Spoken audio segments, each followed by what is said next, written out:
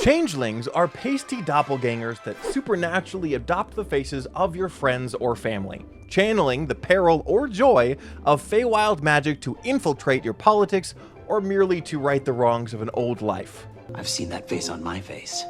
Fairies are also friend-shaped, being a miniature winged version of elves or goblins, depending on if you prefer the pixie or brownie aesthetic, and also born of the magic of the Fae, donning insect-like wings. Fairy dust, fairy dust, fairy dust. Both fun and interesting character races that are incredibly fun to play in D&D, but unfortunately not currently available in the new and improved system of DC20. So let's change that. Hello, my name is Riker and this is the Cleric Corner, and last time I made a video about converting the D&D Plasmoid into DC20, you lot loved it. So I thought, why not do it again? But of course we have to do even better, so I decided to include two in today's video.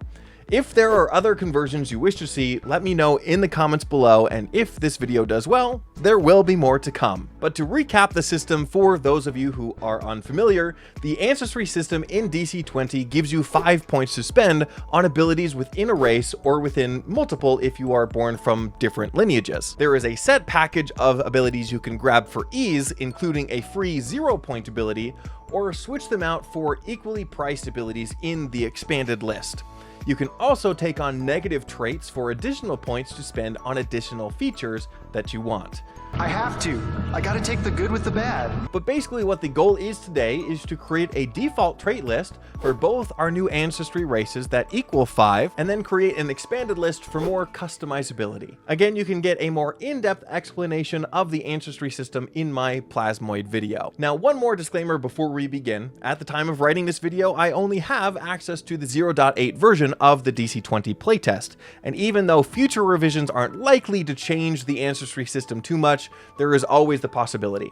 Knowing that, let's start with the Changeling. In our Dungeons & Dragons traits for the race, we see that they basically have an at-will disguise self spell that is physical instead of an illusion, and then also a magical knack for social instincts. If we look at more inspiration in the monster it's based on, the Doppelganger, we actually see that it's a great ambush creature, as well as able to read the thoughts of their targets. Probably comes in handy when you're trying to impersonate them. But let's try to take these concepts and turn them into some fun DC20 features. First, with my default traits, I stole the Fey disposition feature from the Elf's Elven Will feature, basically the idea that Fey creatures have advantage against being charmed or to be put to sleep, which makes sense for a magical social creature like the Doppelganger. In the last video, we touched on the fact that features that do the exact same thing should have the exact same name, to avoid players grabbing the same feature twice. And I agree with that.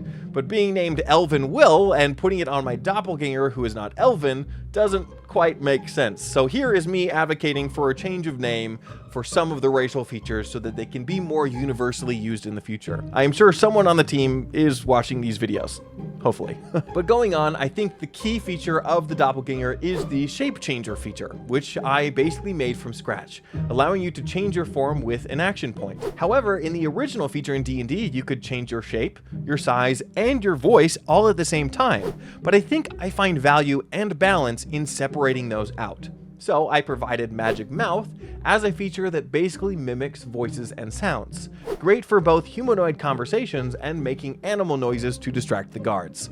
Then with the Shrinker feature, you're able to become the size of a gnome or halfling and disguise yourself as them. And I worded this one in a specific way to also benefit the fairy, which will come later. The 0-point feature I chose was One of the Crowd, giving you stealth advantage while in a crowd. Great for someone who knows how to blend in. Sneaky little hobbitses.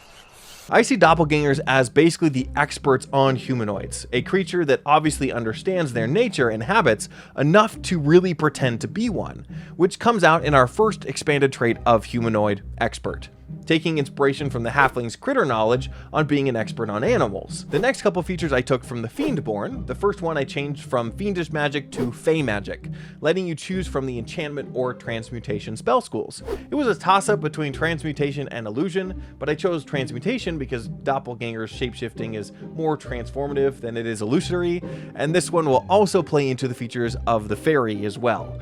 But if I get permission in the comments, maybe I'll just put all three in there. I don't care if it's legal. The next feature I stole whole cloth. Having a silver tongue to have advantage on influence checks is pretty needed for the occupation. Which leads nicely into the next feature, Social Opportunist, which is my interpretation of the ambusher tactics we saw in the D&D Doppelganger before. This makes it so a creature that you have successfully influenced is exposed to your next attack. A social ambusher, if you will. The last few features are reflecting their thought reading capabilities, Mind Reader giving you the advantage on insight checks, and then advantage again on charisma checks against the creature within the next minute if successful. Now I will say that this may be a temporary feature until the spell lists become more fleshed out in future DC20 playtests. If a spell called Detect Thoughts is introduced, this feature may just be that. Until then, I feel that this is a good placeholder. But you also get telepathy to use with your friends if you want, which I got from the familiar stat block. Some of the negative traits you can get to balance your points would be psychic weakness. If your mind is open all the time, you might be susceptible to mental attacks. And you also get might attribute decrease, which canonically doppelgangers can be rather lazy, preferring to just become the CEO instead of working their way up the corporate ladder. That's cheating, but cheating! The last one I think is just funny. It leans into the trope where someone is pretending to be someone they're not, and the family dog is not convinced, growling at the unfamiliar smell while the family wonders what got into them. I don't know what's gotten into Shopsy. So, with no fooling the beast, you have disadvantage on charisma checks against beasts. And there you have it, the Doppelganger race, which you can get for free in the description below. But know that the document may be changed over time as I receive feedback from all of you and update it accordingly. I am no pretender to be an expert on DC20 just yet, but want to get better, and vulnerability is the key. But one thing that might help make your tabletop game as easy as possible is this video's sponsor, NIMBLE. And great thing is you don't even need to learn a new system. Completely 5e compatible, but aims to simplify, speed up, and more easily run your games. Fast attacks and overhauled combat system that includes a 3-action turn, getting rid of the bonus action confusion and allowing new tactics, and still somehow smoother than ever before. It also includes 11 full new classes including the Commander, the Cheat, Oathsworn, Shadowmancer, and Stormshifter. One thing I am really excited about is their at-a-glance simplified monster stat blocks that feature more cinematic features. No more just biting and clawing. And if you love physical aids, you can get dozens of new spell and item cards to wow your players. With NIMBLE's plethora of raving reviews, this is not one to miss. Just a few days left in the project, so back it on Backerkit before it's too late. But with 5e, DC20, and any other new tabletop games, it's good to know that there are such passionate creators out there. So now let's talk fairies. In Dungeons & Dragons, fairies get flight, which is awesome, as well as a number of spells including Druidcraft, Fairy Fire, and Enlarge Reduce. This was basically D&D's fix to allow the fairy's small size to become tiny, which is more the size we think of when we think fairies. And another source we can look at is a pixie, a monster with magic resistance, invisibility, and a number of other spells, one of which they are pretty famous for, Polymorph. If you have been on any min-maxing Reddit pages, you know of the Conjure Fae and T-Rex combo. But it's also important to point out that their invisibility feature comes from the idea that they are just really hard to find when they don't want to be found. In the lore page, it reveals pixie dust, granting flight to others or making them sleep, as well as their very shy nature, unlike their sprite counterparts who are more adventurous. With them, you can find inspiration in their ability to see the emotional state of a creature, or even if they're good or evil. And they are also good with poisons. So let's see what we can do with that. For our default trait, starting with the small size penalty from the halfling or gnome, giving us an additional point to play with. Then pulling Shrinker from the Doppelganger we just did. Now we have a feature that we can use for both races, allowing you to be the tiny fairy that you want to be. Everything is connected.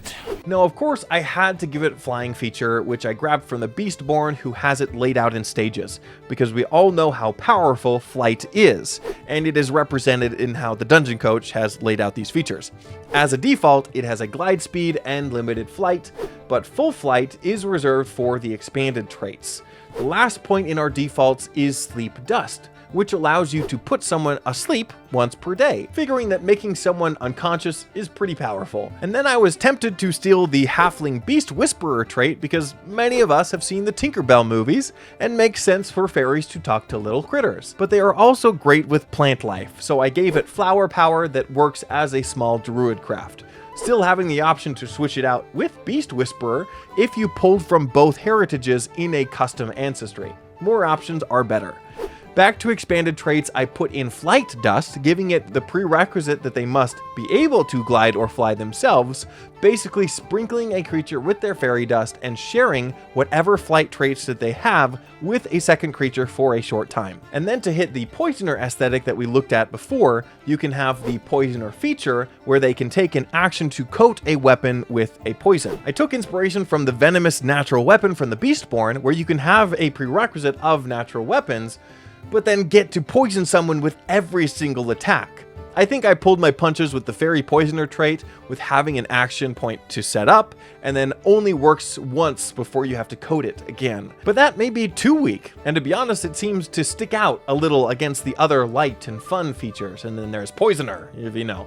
So tell me if I should change it or just get rid of it. I'm just carrying it around, seeing how it feels. And then I took the Fey Magic feature from the Doppelganger as well, now being able to explain why I took Transmutation, going back to the fun trope of pixies turning members into T-Rexes. So that is just a small nod to that. Oh yeah, it's all coming together.